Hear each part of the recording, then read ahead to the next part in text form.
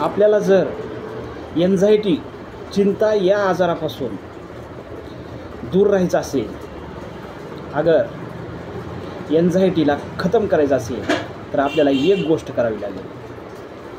आपल्याला एन्झायटीमध्ये टेन्शन आणि भीती वाटत असते. मग ती भीती एखाद्या व्यक्तीची किंवा एखाद्या प्लेसची वाटत असते. मग आपण त्या व्यक्तीला बोलायला भीतात, तो जवळ आला की भीतात, त्या प्लेसला भीतात आणि या ठिकाणी जायला किंवा बोलायला आपण इग्नोर करतात, तिथे जात नाही. आणि यामुळे चिंता, टेन्शन, एन्झायटी अजून क्लोज होते, अजून वाढते. म्हणून आपण त्या व्यक्तीला, ज्याची भीती वाटते त्या व्यक्तीला आपण जाऊन बोलायला पाहिजे.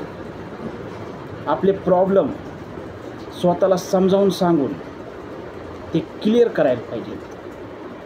ज्यावेळेस आपण त्या व्यक्तीला बोलतात त्यावेळेस आपलं कॉन्सन्ट्रेशन आपण वाढवलं पाहिजे, कॉन्फिडन्स वाढवला पाहिजे. यामुळे काय होतं, आपली एन्झायटी कमी होते.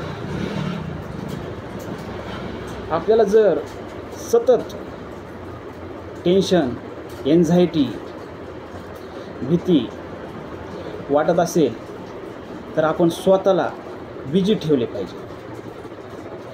मग कोणते पण काम असू द्या, फॉर एक्झाम्पल पुस्तक वाचणे, लिहिणे, सॉन्ग ऐकणे, मूव्ही बघणे, व्हिडिओ एडिटिंग करणे, अशा कामामध्ये स्वतःला बिझी ठेवले पाहिजे. असं म्हणतात की खाली दिमाग शैतान का घर होता है. यामुळे आपण स्वतःला बिझी ठेवणं महत्त्वाचं असतं. आणि बिझी असल्यावर आपल्याला ओव्हर थिंकिंग होत नाही, चिंता होणार नाही, टेन्शन येणार नाही. आपण मेडिटेशन करू शकतात. याने सुद्धा एन्झायटी कमी होते, टेन्शन कमी होतं.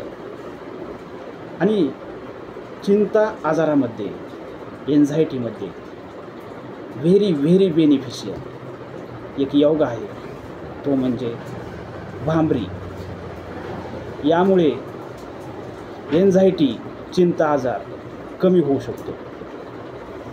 तर मित्रांनो, आपण टेन्शन फ्री राहायला पाहिजे, कारण टेन्शनमुळे कोणतेच काम होत नाही, फक्त आणि फक्त नुकसान होते. थँक्यू.